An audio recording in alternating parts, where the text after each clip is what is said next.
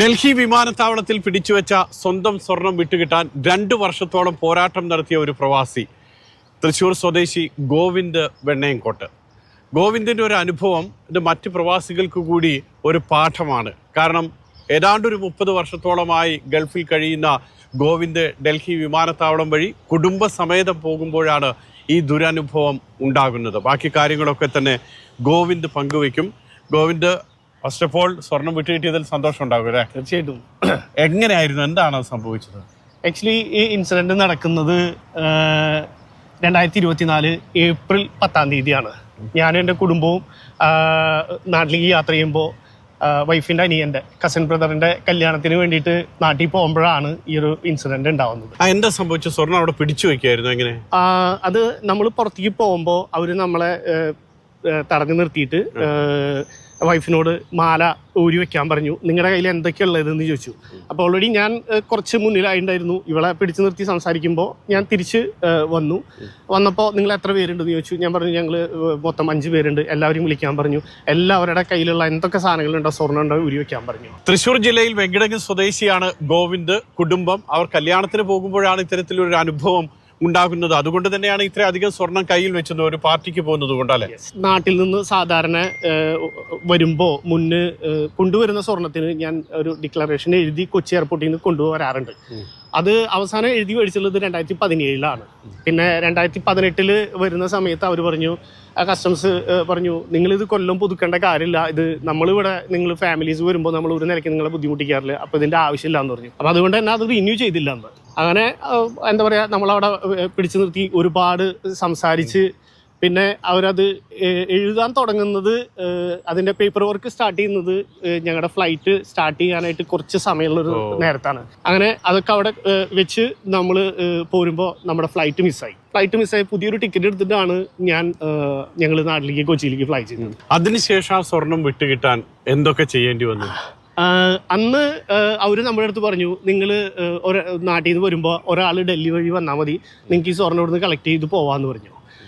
വരുമ്പോൾ നിങ്ങൾ authorisation letter കൊണ്ടുവന്നാൽ മതി മറ്റുള്ള ആൾക്കാരുടെ കയ്യിൽ നിന്ന് പറഞ്ഞു. അങ്ങനെ ഞാൻ മെയ് 2-ാം തീയതി നാട്ടിൽ നിന്ന് വരുമ്പോൾ ഡൽഹി വഴിയാണ് വന്നത്. അപ്പോൾ ഞാൻ വക്കീലിനെ കണ്ട് ഒരു പവർ ഓഫ് അറ്റോർണി ഉണ്ടാക്കി കൊണ്ടുവന്നു. അവിടെ കൊണ്ടുവന്നപ്പോൾ അപ്പോഴാണ് നമ്മൾ അറിയുന്നത് ഇതൊരു നിസ്സാര ഒരു ഇതല്ല, അത്ര ഈസി ആയിട്ട് കിട്ടുന്ന ഒരു സംഭവം അല്ല എന്നുള്ളത്.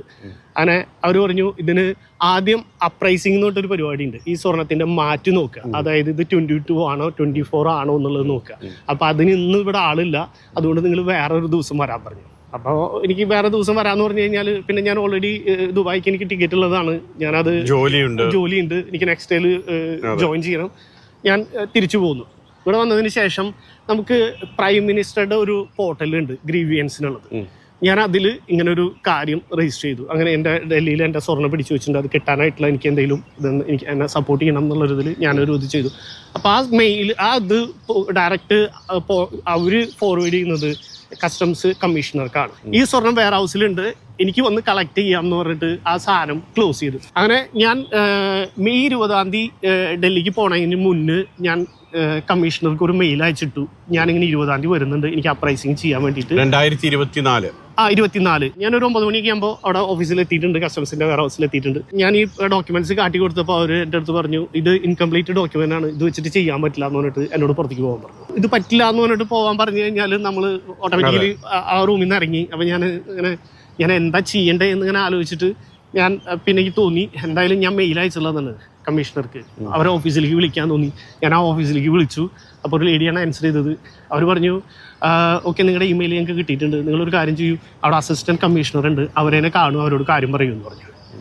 അങ്ങനെ ഞാൻ പോയി അവരോട് കാര്യം പറഞ്ഞു. അവർ ഒരു ലേഡി ആയിരുന്നു, അവർ നല്ല നിലയ്ക്ക് എന്നോട് സംസാരിച്ചു. അവർ പറഞ്ഞു, ഈ സാധനത്തിന് കുറച്ച് പ്രൊസീജിയർ ഉണ്ട്, ഇത് കിട്ടാനായിട്ട് ആദ്യം നിങ്ങൾ ആ പ്രൈസിങ് ചെയ്യണം, അതിനുശേഷം വിത്തിൻ 30 to 45 ഡേയ്സിൻ്റെ ഉള്ളിൽ നിങ്ങൾക്ക് ഇതിൻ്റെ റിലീസിങ് ഓർഡർ വരും, അപ്പോൾ നിങ്ങൾക്ക് ഫൈൻ അടച്ചിട്ട് സാധനം റിലീസ് ചെയ്യാം.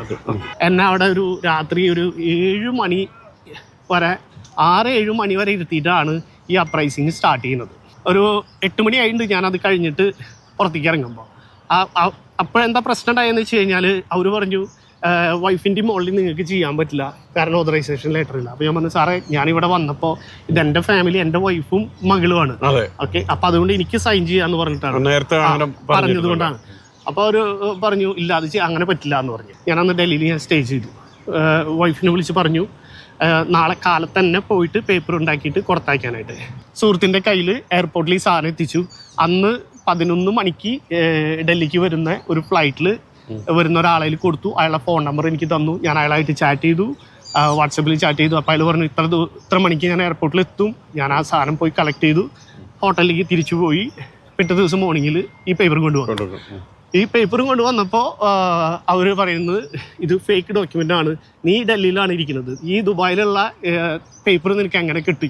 പിന്നെ ഞാൻ പറഞ്ഞു ഇതിങ്ങനെ ഒരാൾ കൊണ്ടുവന്നിട്ടുള്ളതാണ്, നിങ്ങൾക്ക് അദ്ദേഹത്തെ വിളിച്ച് സംസാരിക്കാം, അയാൾ ഡൽഹിയിലുള്ള ആളാണ്. ഒരു വിധാനം അവരെ കൺവിൻസ് ചെയ്തു. അവർ വെയിറ്റ് ചെയ്യാൻ പറഞ്ഞു.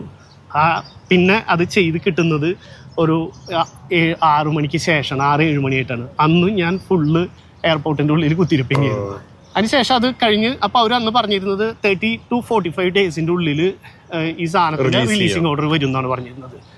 30 ദിവസം കഴിഞ്ഞു, 45 കഴിഞ്ഞു, 2 മാസം കഴിഞ്ഞു, 3 മാസം കഴിഞ്ഞു, ഇതിനൊരു ഇണക്കില്ല. ഈ തുടർച്ചയായിട്ട് ഇപ്പൊ ഇങ്ങനെ മെയിൽ അയച്ചുകൊണ്ടിരുന്നു കമ്മീഷണർക്ക്, എന്നിട്ട് അവസാനം എന്ത് സംഭവിച്ചു?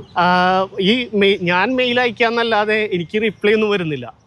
എനിക്ക് അറിയുന്ന നമ്പറിലേക്ക് ഞാൻ കോൾ ചെയ്യും. അപ്പോൾ അവർ പറയും വെയർ ഹൗസിലെ നമ്പർ തരും, അതിലേക്ക് വിളിക്കാൻ പറയും, അതിലേക്ക് വിളിക്കും. അപ്പോൾ ഒരു വ്യക്തമായിട്ടുള്ളൊരു മറുപടിയോ കാര്യങ്ങളോ അവർ നമുക്ക് തന്നിരുന്നില്ല. അപ്പോൾ പിന്നെ ഞാൻ വിചാരിച്ചു ഇനിയിപ്പോൾ ഏതെങ്കിലും അഡ്വക്കേറ്റായിട്ട് സംസാരിക്കുക എന്നുള്ളതിൽ ഈ സുഭാഷ് ചന്ദ്രൻ, അതേപോലെ തന്നെ അദ്ദേഹത്തിൻ്റെ വൈഫ് കവിത, സുഭാഷ് ചന്ദ്രൻ കവിത ലോ അസോസിയേറ്റ്സ് എന്നാണ് അവരുടെ ഇതിൻ്റെ പേര്. അപ്പോൾ അദ്ദേഹം പറഞ്ഞു, ഞാൻ ആദ്യം പറഞ്ഞത് നമുക്ക് എങ്ങനെയെങ്കിലും റിലീസിങ് ഓർഡർ മേടിച്ചിട്ട് ഫൈൻ അടച്ചിട്ട് ഈ സാധനം റിലീസ് ചെയ്യുക എന്നുള്ളതിലാണ് ഞാൻ അദ്ദേഹത്തോട് സംസാരിച്ചത്. അങ്ങനെ മേഡാണ്, കവിതയാണ് കസ്റ്റംസ് ഓഫീസിൽ പോയിരുന്നത്. പോയി കണ്ടു. അപ്പോൾ ഒരു 4 എണ്ണത്തിൻ്റെ റിലീസിങ് ഓർഡർ എനിക്ക് കിട്ടി. ഈ 4 എണ്ണത്തിൻ്റെ റിലീസിങ് ഓർഡർ കിട്ടാന്ന് പറഞ്ഞു കഴിഞ്ഞാൽ അന്നത്തെ സ്വർണത്തിൻ്റെ വാല്യൂൻ്റെ 23% ഫൈനും പ്ലസ് ഒരു ദിവസത്തേക്ക് 250 രൂപ വെച്ചിട്ടുള്ള ലോക്കർ ഇത്രയും കാലത്തിൻ്റെ. അപ്പോഴും അവർ ബിന്ദുവിൻ്റെ റിലീസിങ് ഓർഡർ തരുന്നില്ല, അത് ഹോൾഡ് ചെയ്ത് വെച്ചിരിക്കുകയായിരുന്നു. വക്കീൽ ചോദിച്ചു ഇത് ഇനിയും ഇങ്ങനെ കാത്തിരിക്കണോ, നമുക്ക് ലീഗലി മൂവ് ചെയ്യല്ലേ എന്ന് ചോദിച്ചു. ഡൽഹി ഹൈക്കോർട്ടിൽ കേസായി. വക്കീല് കുറേ ഡോക്യുമെന്റ്സ് നമ്മുടെ അടുത്തുനിന്ന് ചോദിച്ചു, നമ്മളതൊക്കെ സബ്മിറ്റ് ചെയ്തു. നമ്മളിത് ഇവിടെ നിന്ന് ദുബായിൽ നിന്ന് പുതിയത് മേടിച്ച് കൊണ്ടുപോയതല്ല, ഇത് മുന്നും നമ്മൾ സ്ഥിരം ഉപയോഗിക്കുന്ന എന്നുള്ളത് തെളിയിക്കാനുള്ള ഒരു ഇതിൽ അതൊക്കെ സബ്മിറ്റ് ചെയ്തു. അങ്ങനെ മാർച്ചിൽ ഫസ്റ്റ് വിധി വന്നു, നമുക്ക് ഈ സ്വർണം തിരിച്ചു തരാൻ പറഞ്ഞിട്ട്. ഈ സാധനം കളക്ട് ചെയ്യാനായിട്ട് വക്കീല് ആദ്യം ചെന്നപ്പോൾ അവർ പറഞ്ഞു എൻ്റെ കൈപ്പടയിൽ എഴുതിയ റിക്വസ്റ്റ് വേണം അവർക്ക് എന്ന് പറഞ്ഞു. അപ്പം അന്ന് അത് വേണമെന്ന് പറഞ്ഞു. വക്കീല് തിരിച്ചു പോന്നു. നെക്സ്റ്റ് ഡേയിൽ ചെന്നപ്പോൾ അവർ പറഞ്ഞു എൻ്റെ പാസ്പോർട്ടിലെ ഈ ഡിറ്റൻഷനിലുള്ള റിസീറ്റിലുള്ള പാസ്പോർട്ട് നമ്പർ അല്ല എൻ്റെ പുതിയ പാസ്പോർട്ട് നമ്പർ. നമ്മളൊരു പ്രവാസി 10 കൊല്ലം എത്തിക്കഴിഞ്ഞിട്ടുണ്ടെങ്കിൽ പാസ്പോർട്ട് റിന്യൂ ചെയ്യണം. ഓക്കെ, ഈ പാസ്പോർട്ടിൽ എൻ്റെ ബാക്കിൽ നമ്മുടെ പഴയ പാസ്പോർട്ട് നമ്പർ ഉണ്ടായിരിക്കും. പക്ഷെ അതുപോലും അവർ സമ്മതിക്കാനോ അന്ന് ആ സാധനം കൊടുക്കാനോ തയ്യാറായില്ല. അവർ പറഞ്ഞു അവർക്ക് ഹയർ മാനേജ്മെൻറ്റായിട്ട് സംസാരിക്കണം, അതിനുശേഷം റിലീസ് ചെയ്യണം. അങ്ങനെയാണ് പിന്നെയും പോയിട്ടാണ് ഈ സാധനം കിട്ടിയത്. ഇങ്ങനൊരു അവസ്ഥയിൽ പെട്ട് കഴിഞ്ഞിട്ടെന്ന് വെച്ച് കഴിഞ്ഞാൽ പ്രവാസികളോട് എനിക്ക് പറയാനുള്ളത്, ആദ്യം തന്നെ ഈ സ്വർണം അവർ എടുത്ത് എഴുതുമ്പോൾ, അതായത് നമുക്ക് ഉണ്ടാക്കുന്ന ഡിറ്റൻഷൻ റെസീറ്റിൽ ആ സ്വർണം എന്തൊക്കെയാണെന്നുള്ളത് കറക്റ്റായിട്ട് മെൻഷൻ ചെയ്തിട്ടില്ല എന്ന് നോക്കുക. അതിൻ്റെ ഒക്കെ തൂക്കം കറക്റ്റ് അല്ലേ എന്നുള്ളത് നോക്കുക. ഗോവിന്ദിന്റെ ഈ അനുഭവം നമുക്കൊക്കെ ഒരു പാഠമാണ്. ഇപ്പോൾ പല വിമാനത്താവളങ്ങളിലൂടെ കേരളത്തിലേക്ക് നമ്മൾ പോകുന്നവരുണ്ടാവും. ഡൽഹി ആണെങ്കിലും ഹൈദരാബാദ് ആണെങ്കിലും ചെന്നൈ ആണെങ്കിലും ഒക്കെ ഉണ്ടാകും. പക്ഷെ അവിടെയൊക്കെ പോകുമ്പോൾ ഓർക്കുക, കയ്യിലുള്ള സ്വർണം അത് നമുക്ക് തന്നെ അളവിൽ കൂടുതലുണ്ടെന്ന് തോന്നുകയോ അല്ലെങ്കിൽ നമ്മൾ പുതിയതായിട്ട് പേടിച്ചിട്ടുണ്ടെങ്കിലോ ഒക്കെ അത് അവിടെ കഴിയുന്നതും അവിടെ ഡിക്ലെയർ ചെയ്യുക. അല്ല എങ്കിൽ ഇത്തരത്തിലുള്ള നിയമ പോരാട്ടത്തിന് തന്നെ തയ്യാറാകുക. ഗോവിന്ദൻ ഇത്രയും കാലം കാത്തിരിക്കേണ്ടി വന്നത് കൈക്കൂലി കൊടുക്കാനൊന്നും തയ്യാറാകാത്തത് കൊണ്ടുകൂടിയാണ് എന്ന് നമ്മൾ ഇതിലൂടെയൊക്കെ മനസ്സിലാക്കണം. ഗോവിന്ദ് അത് പറഞ്ഞിട്ടില്ലെങ്കിൽ പോലും. എന്തായാലും നാട്ടിലേക്ക് പോകുന്ന പ്രവാസികൾ നല്ല ജാഗ്രത ഇക്കാര്യത്തിൽ പാലിക്കണം.